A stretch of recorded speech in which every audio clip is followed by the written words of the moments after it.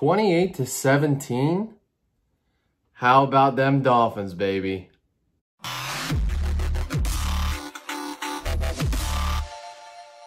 What's going on, guys? The SSN back again with another video. Thank you so much for stopping by. Do want to apologize that I'm posting this video one day after the game. I was busy all day long yesterday. It was my fiance's bridal shower, so we had a very long and busy day. So I was not even able to watch the game until like 8 o'clock at night last night. So by the time I was done with the game, it would have been pretty much pointless to post a video all the way that late at night. So I am coming to you today with our post-game analysis, what we saw on the field, things to talk about, things to discuss after watching the game. So first things first, we'll go over the stats. We'll take care of the stats. We'll look at what each player that, significantly put up any kind of numbers from both teams. We'll talk about some key points, talk about some things that really stood out to me on the field when I was watching the game last night. And then we'll kind of wrap it all up. I'll get your guys' comments down below, and then we'll go ahead and talk after the video is posted as well. So starting off with Los Angeles, passing, Jared Goff was 35 for 61, 355 yards, 1 touchdown, 2 picks with a passer rating of 65.9. This game was very rough for Jared Goff, and that's being kind. That is not saying a lot about how hard we made his day yesterday. And that was something that I had said in my pregame, prediction, and I had actually predicted the Rams to win this game. But one key thing that I said the Dolphins need to focus on is pressuring Jared Goff as much as possible, because if you let him have the time, if you let him have, a clean pocket, he's got good receivers who could get open, and he's also got a good arm. He's capable of making plenty of throws on the field. So we need to rattle him up. We need to make it, impossible for him to have any of a significant amount of time in the pocket with, plenty of time to throw the ball. So we did a fantastic job yesterday at doing that, and I'm kind of getting a little ahead of myself. I'll cover that as we go on, but only 5.8 yard average for his passes. Really, we just made it such a tough day for him to get anything down the field. So rushing for the Los Angeles Rams, you had Darrell Henderson, 8 carries for 47 yards, 5.9 yards per carry. Malcolm Brown, 10 rushes, 40 yards. And then you've got Cam Akers, 9 rushes, 35 yards. And then also Robert Woods, couple of carries, 9 yards. And then he also had that 4-yard touchdown run. So, big day on the ground, I would say, from Los Angeles. They were able to pretty much do whatever they wanted with their ground game. That is something that, like I said, I'm kind of getting ahead of myself here, and I'll cover that in the main things to take away from this game. So actually, before I get to that, let's just keep going. Receiving wise, Cooper Kupp had a big day. I think this was his career best receptions in a game. So I think he broke his career record, and that is 11 receptions in this game for 110 yards, no touchdowns, 21 targets. Jared Goff was thrown at this guy so much. Of his 35 completed passes, he threw 21 targets at Jared Goff. That's just so many passes to throw at Jared Goff. It's very clear that that's his favorite target. The next highest guy was Gerald Everett and Josh Reynolds at 9 targets each. So, triple that amount for Cooper Kupp. Anyways, you've got Robert Woods, 7 receptions, 85 yards, a touchdown. Josh Reynolds, 4 catches, 44 yards. Gerald Everett got involved with 5 catches for 32 yards. Pretty much the rest is just, little dink and dunk, nothing too special here and there. So let's scoot over to Miami's offense. Miami's offense is an interesting one to talk about from this last week. Tua Tagovailoa had his first game yesterday, and it was not that great. It was, it was all right. It wasn't a bad day. I'm not going to sit here and say it was a horrible day. But obviously, you can't sit here and say it's a great day either, because his stats for the day, 12 completions for 22 attempts, 93 yards, 1 touchdown, no pick, was sacked once with a rating of 80.3. So clearly not the best day from Tua. Couple of things go into that, and this is something that I had spoke about in the pregame video, giving my prediction, what you need to look out for. And when I address the Tua situation, I address the team that he's going up against. So for your very first NFL start, going up against one of the best defenses in the league, that's naturally going to make things much harder for you, especially when you're starting your first game. You're a rookie, you've got the nerves. I mean, it's a big step. It's a big step to take in any career in the NFL, any position rather. So to be facing as a quarterback one of the best defenses in the league, that just makes your job a lot harder to accomplish, a lot harder to shine with. So, you take this performance from Tua with a grain of salt for a number of reasons. Number one, he was really barely on the field. I mean, Tua only threw the ball 22 times to Jared Goff's 61. Jared Goff almost threw the ball triple the amount of time that Tua threw. So, you have to take the performance with a grain of salt because the defense really, I mean, with the touchdowns, with the punt return touchdown, there was just really, the Tua was not on the field very much. It's kind of just how it was when you look at the amount of plays that the Rams ran offensively as opposed to how many plays the Dolphins ran offensively. I mean, it is night and day. It is a stark difference between the two. The Rams ran 80-something plays and the Dolphins ran 40-something. So the Dolphins offense just really wasn't on the field very much. And that's just how it was. And it was because of all the turnovers and just turnovers from the Rams rather. The Rams turned the ball over so much and a few of them led to really quick scores that the Dolphins just really didn't need to be on the field that much. And then when they were on the field, it's conservative play calling because if you're up by, 3 touchdowns, if you're up 28-7, why would you be taking deep shots down the field? Why would you be, rolling Tua out to try and make play action passes or do whatever you got to, why would you do that? You're going to call the game conservatively. You're going to hand the ball off at least 2 times every set of downs probably. And if you're going to throw the ball, it's going to be a screen or it's going to be a quick slant. It's not going to be any deep shots or anything crazy. So really at the end of the day, those are the 3 reasons, I guess you could say, why you can't really take the performance by Tua too literally. You can't just look at it as, 93 yards, 1 touchdown, no picks. That's horrible. We may as well have just had Matt Moore back on the field or Ryan Fitzpatrick on the field still because he's clearly better. And now look at how Justin Herbert's playing because you cannot go down that road because it's such a more complicated thing than just looking at the stat and saying, you only threw for 93 yards, 1 touchdown, no picks, and a quarterback rating of 25. You can't look at it just so literal and just the numbers is what's going to guide you to your conclusion about Tua. Because you know what? He just wasn't on the field. And when he was on the field, the Dolphins were up for such a long amount of time by so many touchdowns that the play calling was conservative. So it is what it is. I wasn't expecting him when we were up by 3 touchdowns to go out there and have plays called for him where he's taking, launching the ball down the field, because why would you do that? That's just, it's counterintuitive to what you do in football. So anyways, I'm rambling. I'm sorry that I'm kind of going on a tangent about Tua, and I think people are exaggerating a lot. But anyways, I thought Tua had a decent game. I think that he missed some passes. I think that he made some passes. I think that we just need to wait and see next week against the Cardinals. I think it's going to be a good game to really judge where he's at. So moving on, Miami's rushing game. Myles Gaskin, 18 carries for 47 yards, 2.6 yards per carry. Excuse me, as I'm burping on camera. 2.6 yards per carry, 1 touchdown, long of 6 yards. So we could not get the ground game going at all. Matt Breida, 4 carries, 13 yards. The ground game was non-existent today.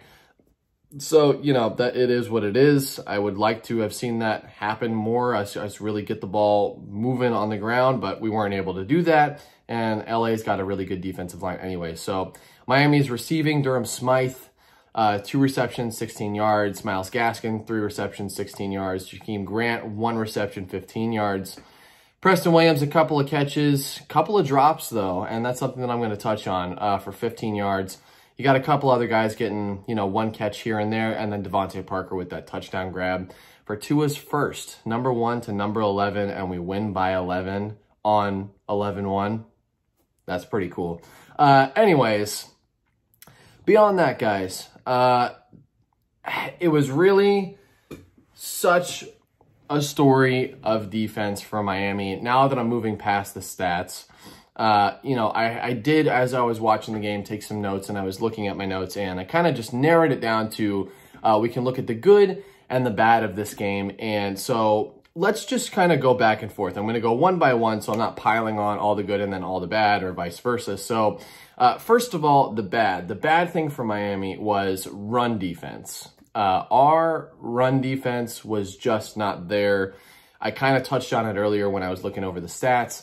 The Rams were really just able to do whatever they wanted. And that's something that we have to nip into bud. We've got to figure out exactly how we can contain the rushing attack from the opposing team on a week-to-week basis, because it seems very back and forth. There are some games where we're able to make those during in-game adjustments, and all right, we have to, plug the hole more. If they're an inside zone type of team, we have to, make sure that our linebackers and cornerbacks are coming up a little bit at the line of scrimmage and keeping a better eye on the running backs if they're outside zone. There's plenty of things that we could do better. So I'm just not quite sure why there are some games we do them better and some games there just aren't. So, we need to figure out how to defend the run a lot better as a unit, because we seem to struggle pretty heavily with that. And had the defense not put a ton of points on the board or contributed to the points on the board, and we were struggling to stop the run, this could have been a much different game. So that's something that's glaring to me that needs to be fixed.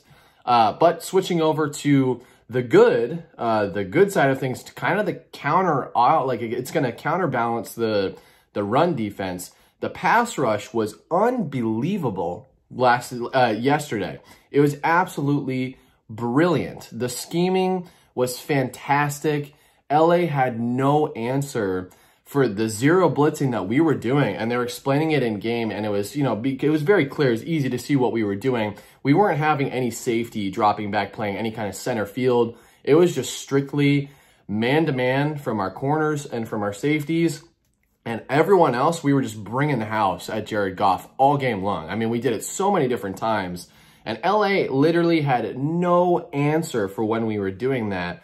And to balance that out, a lot of times during the game, even if we were, showing a zero blitz, we would have defensive linemen drop back. We would have our linebackers drop back, our safeties, whoever. And we were mixing it up enough that guys like Christian Wilkins got an interception. Plenty of guys were getting QB hits. So many pressures on Goff. It seems like we rattled him. I mean, from the very first time that they had the ball, he was uncomfortable and not in his groove and not able to get into any kind of rhythm. And it was absolutely brilliant. I was so happy to see the scheming come along, the effort come along, the pass rush come along. It all really kind of came together to one cohesive performance from the defense, and that was really, really nice. So moving back to the bad, this is something that I just touched on a few minutes ago. Preston Williams with his drops, kind of confusing on that. He does struggle with drops here and there, but he did have 2 straight passes, like 2 in a row in the second quarter that he could have caught. That probably would have resulted in, a new set of downs, but it is what it is. We just need to tighten up the drops, make sure that we're really focusing this week during practice on, listen, get your hands, settled, figure this out, catch the ball. That's what we pay you to do a better job. Nothing super huge there because we did win the game. Back to the good, secondary play.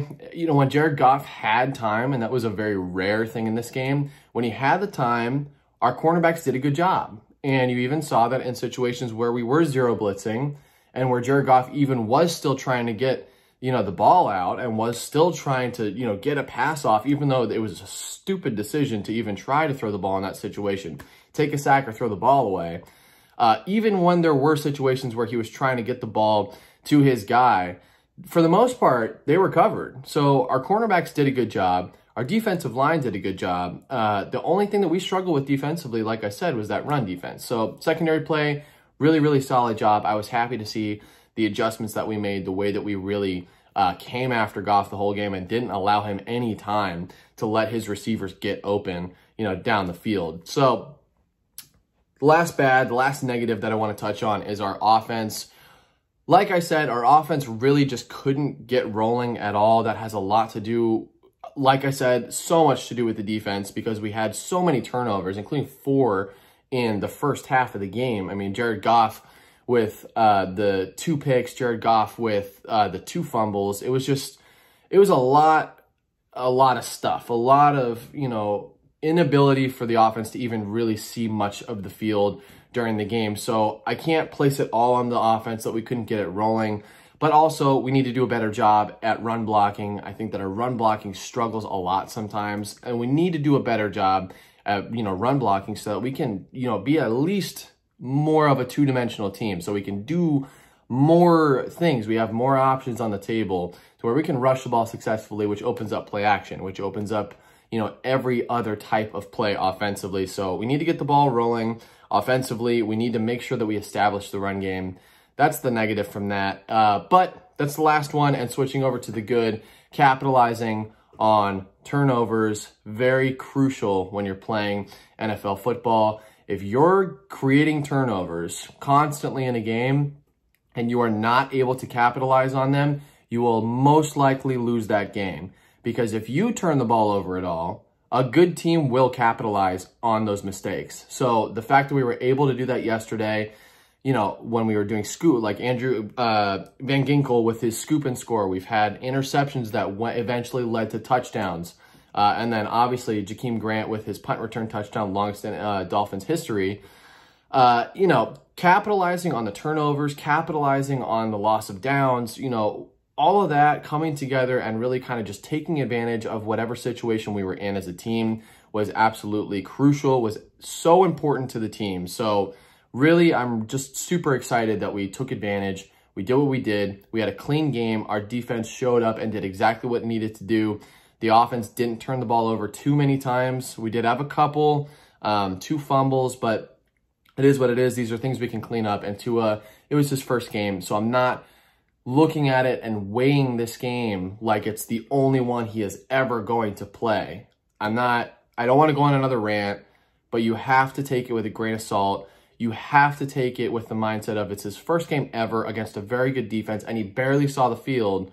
So do not over, you know, dramatize this in your head. You don't need to be dramatic with it. Like, oh my God, Tua was horrible. He was terrible, you know, whatever. He barely did anything. He didn't barely do anything. He was fine. He was efficient. He fumbled the ball once, but he was making fine passes. He barely saw the field.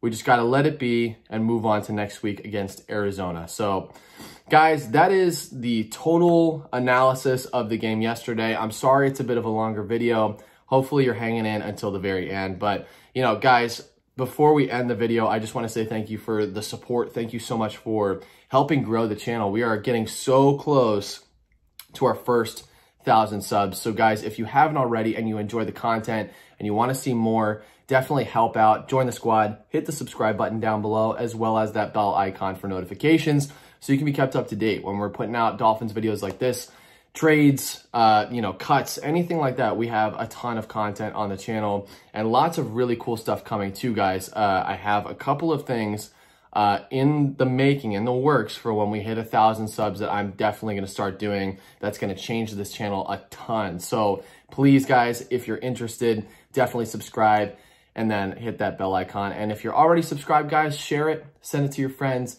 you know, show other people what we've got on the channel, and we'll keep it growing and getting towards that first 1,000. So guys, I appreciate you stopping by. Thank you so much for watching. Enjoy your week. Have a good one. And I will see you guys very soon for the preview against the Arizona Cardinals. So guys, have a great night. Enjoy yourselves. And as always, fins up.